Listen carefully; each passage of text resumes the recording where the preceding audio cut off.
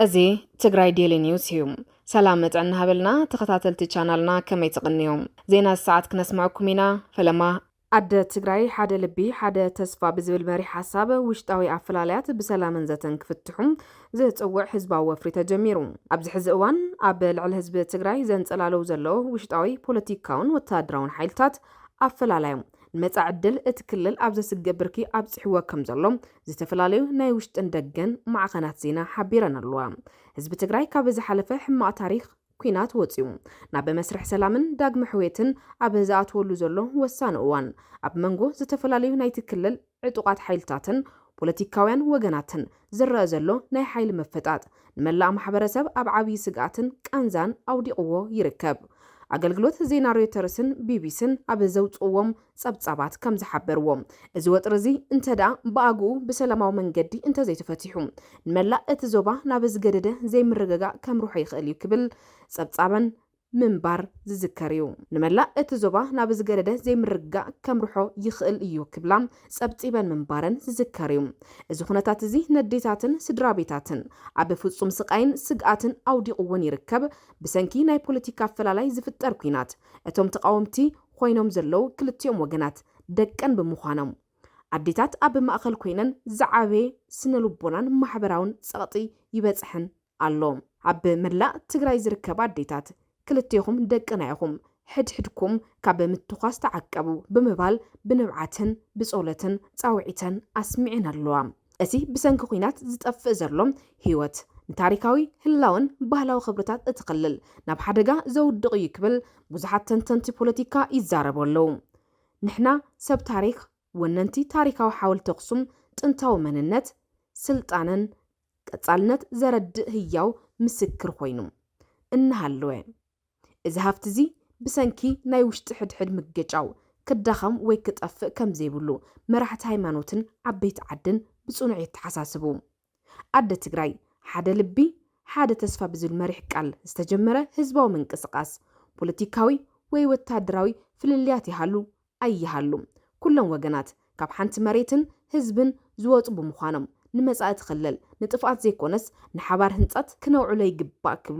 كنوعلي يغبا كبلم عديتاتن زتفلاليو كفالات محبرسبن يغنزبوم عد تجراي بسنك حد ودا ات حد ودا خقبر كم زي تدلي زحبرو اتون وغنات كلتيوم دقا بروتو موريدوم بسلام كنبرون ناب معدزته كموصون صويع ملوم ابزوان زي سلام عرقن نزحشت تجراي بزبل حدش منفس ناب حملواي لمعاتن داغم هنصت تجراي بمغسغاس ابيبرو تسفا كنعسل يغبا بزي منم مخنيات دما عديتات تجراي سلامن هداتن كعسل بمغبار كلهم زملكاتهم اكالات كاب عندران ግጭትን ተቆጥቦም ንሰላምን ዕርቅን ቀዳምነት ከቡ ማሕበረሰብ ዓለምን ህዝብ ትግራይን ጻውዕቶም ይقرቡ አብ መንጎ ሰራዊት መንግስት ኢትዮጵያን ሰራዊት ህወሓትን ዝካይድ ዘሎ ወታደራዊ ኩናት ናብ ዶባት ሱዳን ውን ከም ዝሰፍሐ ተገሊጾም አብ መንጎ ሓይልታት መንግስት ኢትዮጵያን ህወሓትን ዝካይድ ዘሎ ገም ናብ ድሕሪት ክምለስዩ ኢልካ ምሕሳብ ፍጹም ዘይሕሰበሉ ኩነታት በጽሑ ይርከብ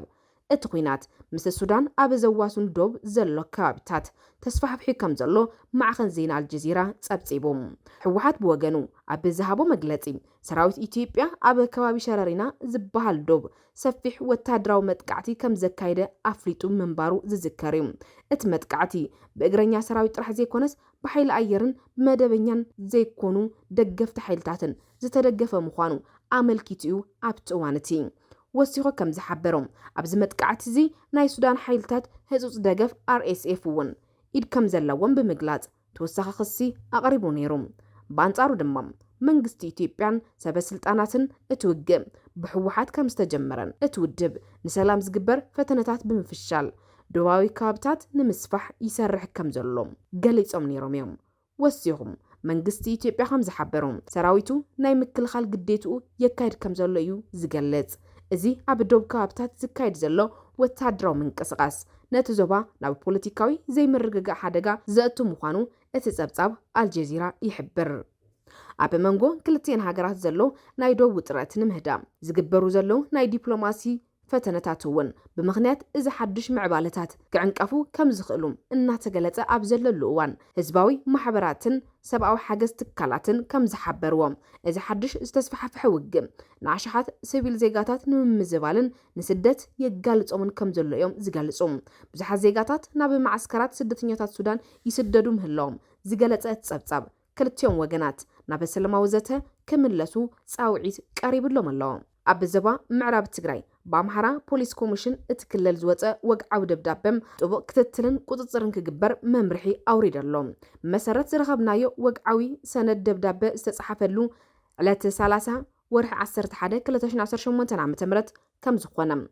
ብምግላጽ ናብ ወልቃይት ጠገዴ ሰቲት ሕሞራ ዞባ ፖሊስ መምርሒ ዝተልኣኸ ብዝብል መሰነይታ ዝተጻሕፈ ግልጽ ደብዳቤ እዩ ሓላፊ መረፃን ክትትልን መምርሒ ፖሊስ ኮሚሽን ክልል አምሓራ ኣይተ መንገሻ ኣውራርሲ ኣለንም ብዝፈረምዎ እዚ ደብዳቤ ጥቡቅ ክትትል ክግበረሎም ይግባእ ክብል ቀጢን ትእዛዝ ተዋሂቡሎም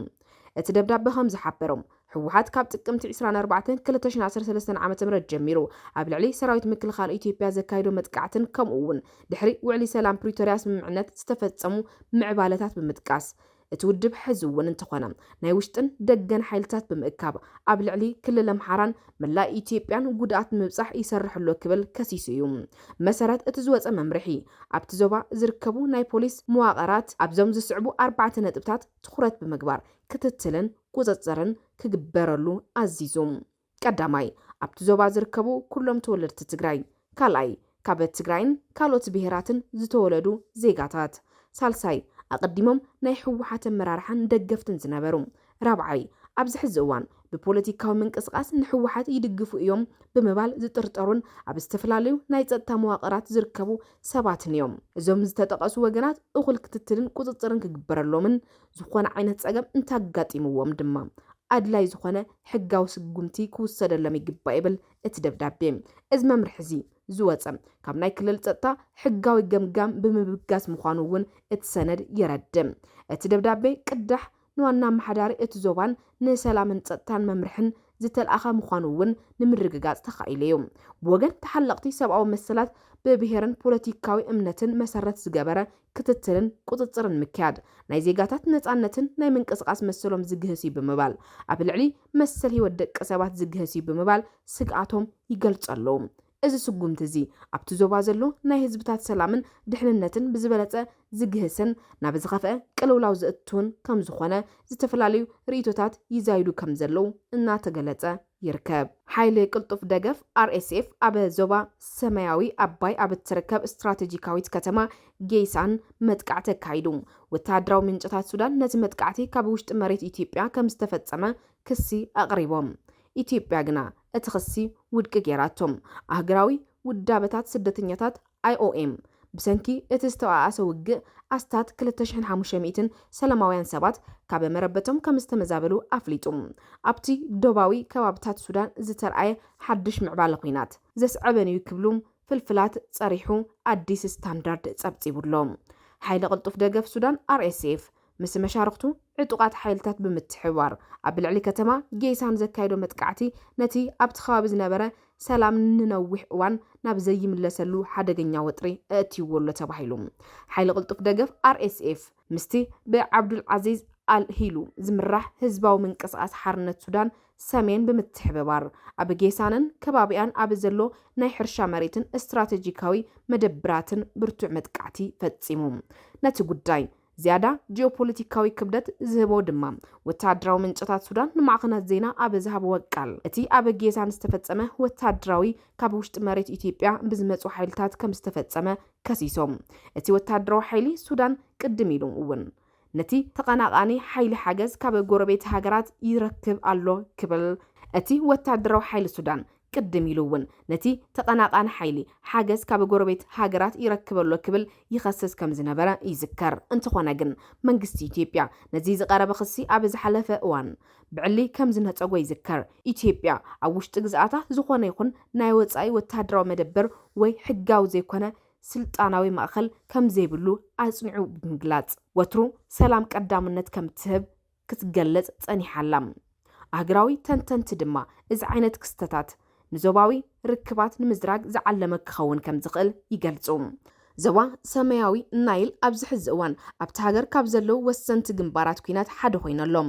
ሓይሊ ቅልጡፍ ደገፍ RSF ኣብ ደቡባዊ ምብራቕ ሱዳን ንመንግስታዊ ቁፅፅር ንምፍታሽ ስርሒታቱ ከም ዘስፍሐ ይፍለጥ። እዚ ድማ ነቲ ኩናት ዝያዳ ዝተሓላለኸን ነዊሕን ከም ዝገበሮ መርመራታት ይሕብሩ።